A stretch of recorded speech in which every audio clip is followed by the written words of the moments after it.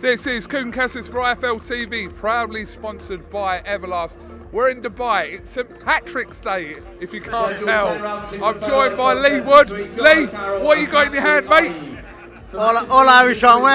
Hey, Paddy's Day, what a day. A nice cool cold Guinness. What else? What else? Absolutely. Leigh, well, it's not even been a week since an epic night for yourself in Nottingham. But I think the next morning kind of really hit home for everyone, and the relief of seeing a picture of yourself and Michael Conlan at the hotel, it must have been a little bit of a relief for you to kind of have that moment as well. Is that fair to say?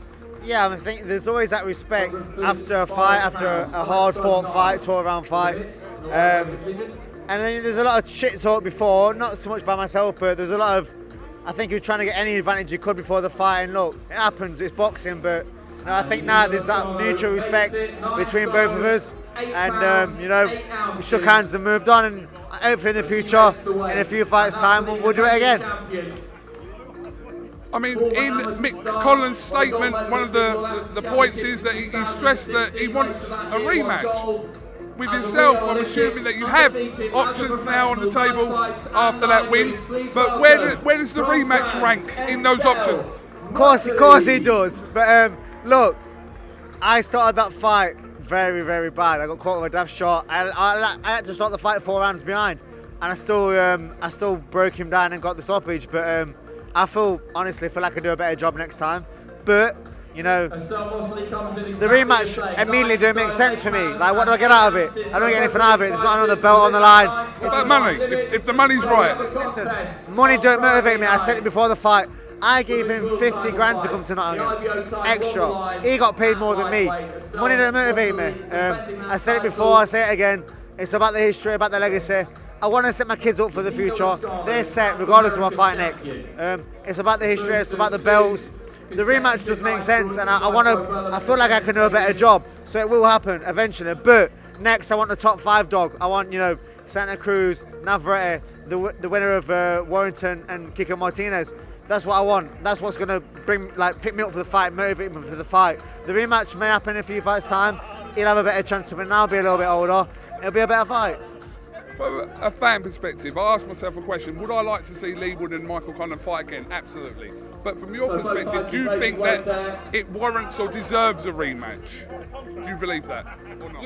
Yeah, because of the drama of the fight, how exciting it was. The knockout was late. He put me down earlier. Everything. It was just a recipe for a great fight. So the fans want to see it again, and they will see it. I'm confident they'll see it again, and I'm confident I'll do a better job. But I'm 34 in summer. I haven't got a year to waste giving him a rematch. I need to, whilst I'm at my best, I need to push forward for another world title. The winner of them two, or Lewis Santa Cruz, or Navarrete, whilst I'm at my best, I need to push for them fights. But the rematch will happen eventually, I'm sure. There is an interesting fight happening next week in Leeds between Josh Warrington and Kiko Martinez. Is that a fight that you're going to attend, first of all? 100%. I'll be working that show for the Zone. I'll have my eyes fully on that fight. My team will be up there for the fight. And, you know, look, hopefully I can get the winner. But if not, there's some massive fights out there for me. Like I said, the Lewis Santa Cruz fight is mouth-watering for myself.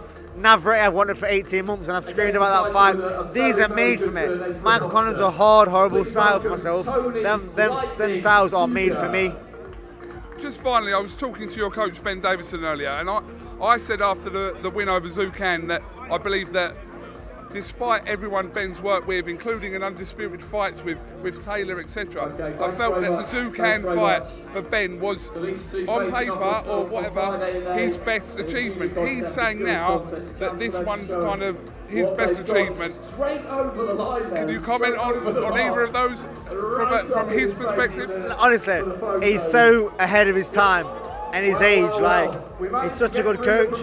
Even if you watch walking me through round by round, even the preparation for the fight, he said, listen, invest in the body. Do not chase the head. And I did make a few mistakes. In the camp, he said, listen, don't be parrying them body shots. I parried the body shot and I got caught and I paid the price. But I stuck to the game plan. I invested in the body throughout the whole fight. I did what I was supposed to. There's a lot more things I did which I don't want to give away because the fight may happen again. But look, Ben's a great coach and I can't credit him enough for getting me out. I wouldn't have won the Kanzu fight without him, and I definitely wouldn't have won the Saturday night without him. Are you in your peak right now? 100% I'm in my peak, 100%. No doubt. When experience and fitness and physicality, when all of them meet, that's when you're at your peak. You know, early in my career, you know, I was probably sharper or whatever. But right now, with my experience and I'm in my physical prime. Mentally, I'm in a good place. Right now, I'm at my best, without a doubt, shadow of a doubt. Well, listen, we know you're taking a little bit of time out, hence being here, having a single pint of Guinness.